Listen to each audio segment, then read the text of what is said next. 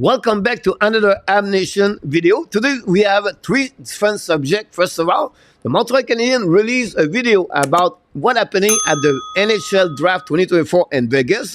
Behind the scenes, I suggest you to watching this video. You can watch the video on their YouTube channel or on the website of the Montreal Canadiens. But my two other subjects today is about Ivan Demidov performance at the U23 tournament, and finally about the scouting report for Patrik Laine today. First of all, Demidov did a great start of his tournament U23 with 2 goals. He gave a W for his team with by a score of 4-3 against the team Sushi.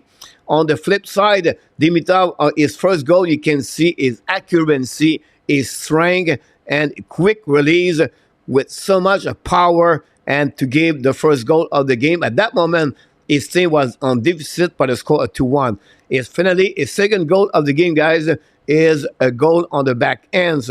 But what you're going to realize on this replay is he used his abilities and his skill with his hand to make a move from the right to the left, and then finishing with a back hands. And that's the reason why I believe Demidov is so special. Not only have a great hockey vision, great hockey sense, but also great hands.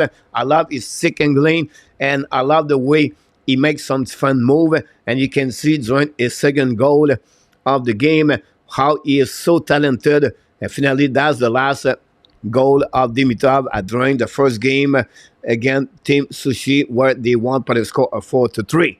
We're going to give you all the update the next couple of days, what's going on with him. And don't forget, at the end of this tournament, he's going to return and play with his team SKA and KHL. Now, let's move on my second subject of the day. And my second subject, guys, is about Patrik Laine scouting report.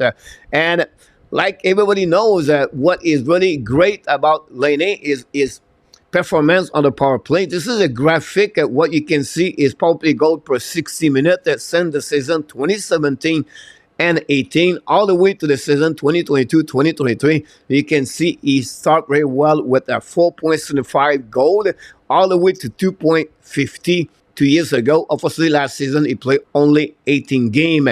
But again, this is one area where he's really good.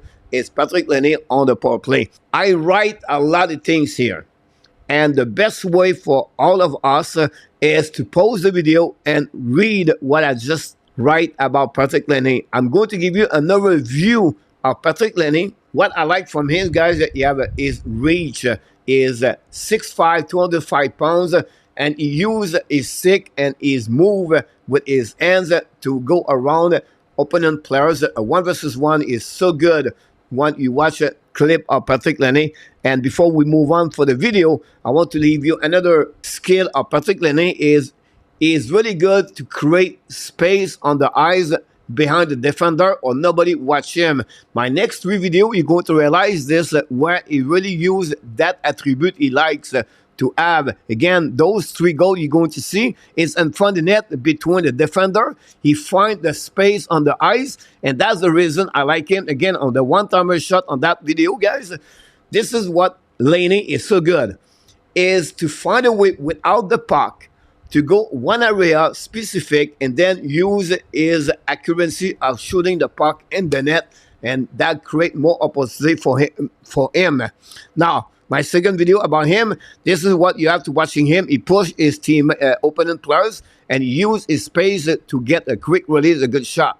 On that area right there, he opened up for a one-timer shot, a gang. Again, he put the puck in the net because he opened space area, helping him to get that release. And finally, my third video on that one, you're going to see him at the top of the hash mark to score the goal on the quick release with accuracy. My final goal of the Laine on this video is in front of the net, guys. You find a way to be in front of the goaltender.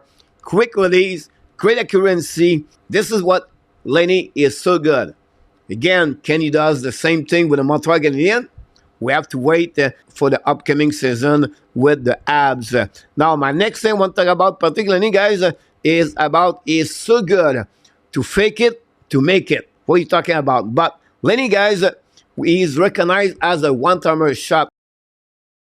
And every time an opportunity, he tried to use his one-timer shot, but sometimes he fake it. You're going to see on that one, guys, he fake the one-timer, and then he turn around to use his wrist shot, and he fake it to a little bit disturb the goaltender where he was expecting maybe a one-timer shot. This is what Laine is so great to make its fun kind of shot, a quick release, a one-timer shot, or a wrist shot. Now, the next thing I want to talk about Patrik Laine is about, he's not a typical power forward like other players like Nylander, Rantanen, likes to wait and to have the best opportunity to put the puck in the net or shoot the puck on the goaltender.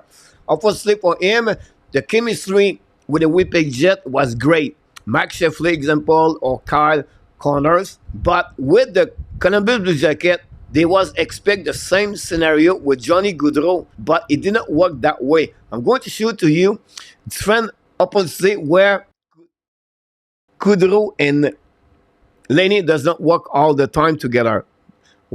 Another area of the game of the Laine, he liked to carry the puck between the both blue line. Now he lost that puck, understand that, but he liked to carry the puck. This is something I learned more when I'm watching more video about him. On that play, guys, he's going to use his big body to make a fake and to pass the puck to his teammate. This is the kind of play I like to him to do. On that play, you can see the chemistry with Gaudreau sometimes works, and you can see at the end of the video is passing to his teammate in front of the net, big save by the goaltender or the Red Wing. This is another way where Laine is good if his hockey vision, his hockey sense. On that video, guys, now you're going to see a little bit the chemistry is not always there between Gaudreau and Laine. Laine is going to use his body to get out, carrying the puck, but again, the chemistry between both is not there allowed. And then finally, my last video between Laine and Gaudreau is going to see now mismatch passing between Laine and Gaudreau, and you're going to see that the play dead at the end of this video and no opportunity for the Blue Jackets. Now, my last thing I want to talk about Patrik Laine skill or tools, guys, is like David Pastrnak or Austin Matthews or Rantanen. Three players likes to put the puck on the net. Ovechkin, Stamkos. Laine is a little bit different. He hold the puck a little bit more, or he wait for the right opportunity to shoot the puck in the net. I have two clips to show to you what he likes to do. Now, on that one, guys, he can try to see his teammate on the ice or the far side pass. Now, he open his space. This is what I like. This is exactly what I was talking about earlier, guys. He find a way to go behind the defender, have a better chance to score a goal. And the last one, guys, on this Laine, hold the puck a little bit longer before he shoot the puck. Again, he's going to go all the way to the top, go back in front net, open his space his open space right there by pushing his opponent defender and shoot the puck. Obviously, it's not a goal, but this is all this fun tools, a skill Patrik Laine has, and he need to use with the Montreal Canadiens.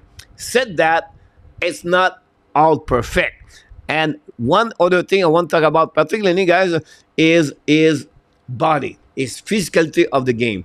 His battle is not always great.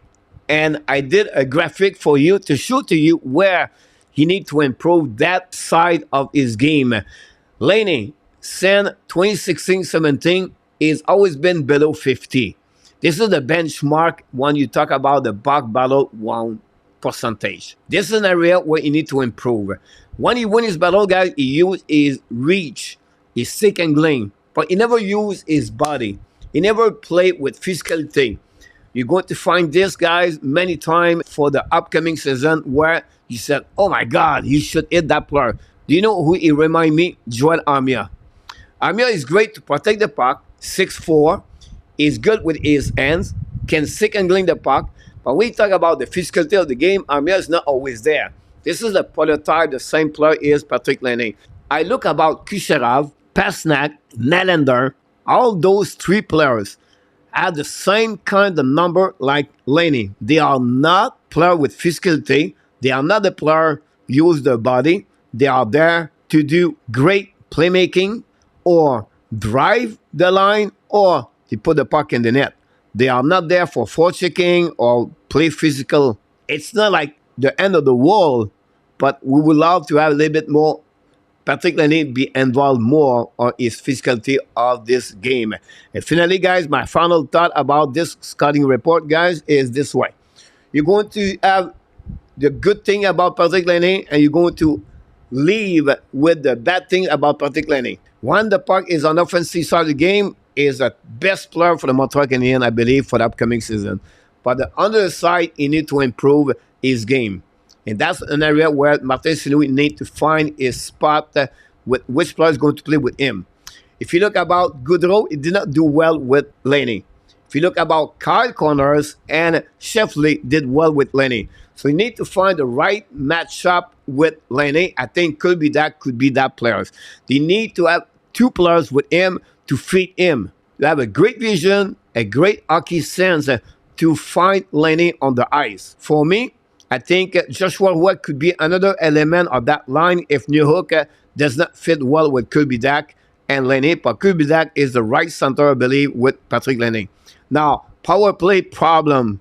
Why? Because he played exactly at the same spot with Cole Caulfield. I don't know what Martin St-Louis is going to do. Which one of both of them are going to be on unit number 1 and unit number 2. Cole Caulfield has 0 goal last season between the wall and the dots, an offensive side. On power play, guys, Ovechkin, Stamkos, use that area to put the puck in the net. Laine does the same thing. This is where I believe Cole Caulfield needs to improve his ratio goal on power play of this location. Now, you can use Patrik Laine on the same spot like Cole Caulfield and maybe move Caulfield as a bumper. Why not? Because for me, I like his hockey sense, I like his hockey IQ, and he's a great to pass the puck. That's something Martin St-Louis is going to find the best for the Montreal Canadiens. You can see all the quality, the skill of Patrik Laine and some weaknesses he needs to improve to be his best version of Patrik Laine with the Montreal Canadiens. And I can't wait as a Montreal Canadiens fans to see Laine for the upcoming season. You have two kinds of Patrik Laine in NHL. The great one and the bad one. The last 3 seasons did not do very well with Columbus Blue Jackets. Injuries and not a great season. His first 335 game, guys, he was the number 9 in the ranking NHL with the most goals. And the last 155 game, he is the number 132 players ranking with only 68 goals. This is not good enough for Laine. So we'll see what he look like for the upcoming season. But as a Montreal Canadiens fans, guys, we can wait to watch the Montreal Canadiens for the season 2024-2025. And now it's your turn to leave me a comments about Demidov performance or my scouting report about Patrik Laine. Until then, don't forget to subscribe, click on the likes, and remember, you have greatness inside of you, and we wish you an amazing, great, blessed day, everybody.